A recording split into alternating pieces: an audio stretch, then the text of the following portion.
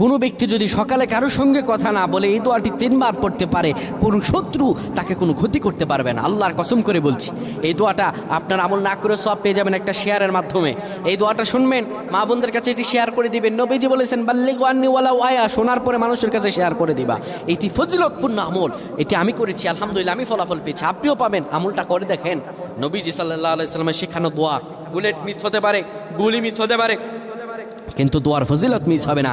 কোনো ব্যক্তি যদি সকালবেলা পড়ে বিসমিল্লাহিল্লাযী লা ইয়াদুররু মা ইসমিহি শাইউন ফিল আরদি ওয়ালা ফিস সামাই ওয়া হুয়াস সামিউল আলিম, এই দোয়াটা কোনো ব্যক্তি যদি 3 বার পড়তে পারে, আমার আল্লাহ রাব্বুল আলামিন আসমানি বালা জমিনি বালা হার কিসিম বালা মুসিবত থেকে তারে বাঁচায়া দিবেন, বিপদ থেকে বাঁচিয়ে দিবেন।